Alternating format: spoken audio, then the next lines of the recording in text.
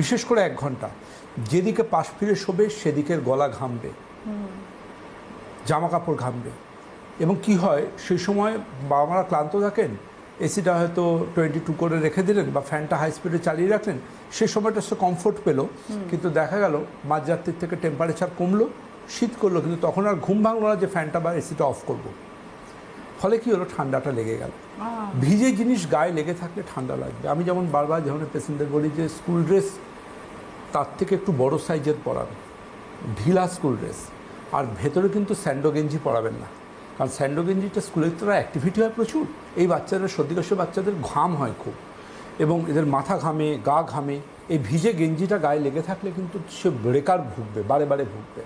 এর বাইরে জানবেন এই ধরনের পেশেন্ট যারা আছেন, যাদের এই অ্যালার্জিক রাইনাইটিস আছে, এই অ্যালার্জিক রাইনাইটিসের কারণ অর্থাৎ দেখবেন ঘুম থেকে উঠেই হাঁচি, ঘেমে গেলে হাঁচি, ধুলো থেকে হাঁচি, বাড়িতে কুকুর বেড়াল থাকলে তাদের এটা মাঝে মাঝেই সাফার করাবে। এবং শুধু তাই নয়, বাড়ির পাশে রাধাচূড়া, কৃষ্ণচূড়া গাছ থাকলে বা ফুলের গাছ থেকে যারা বাগান টাগান করেন, ফুলের রেণু থেকে তাদের এটা হয়।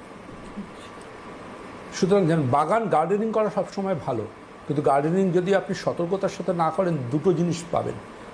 কি বলুন তো, একটা জানবেন আপনার এই হাঁচি বা ডাস্ট অ্যালার্জি হয়ে চলবে গার্ডেনিং করলে, আর দ্বিতীয় জেনে রাখবেন, অনেকেই এটা জানেন না বা জানলেও হয়তো অতটা ভাবেন না, নখ পচে যাবে, কালো নখ হয়ে যাবে। দেখবেন যারা মাঠে ঘাটে ঘুরে বেড়ানো, তাদের হাতে পায়ে দেখবেন নখগুলো কালো কালো হয়ে যাচ্ছে অনেকের।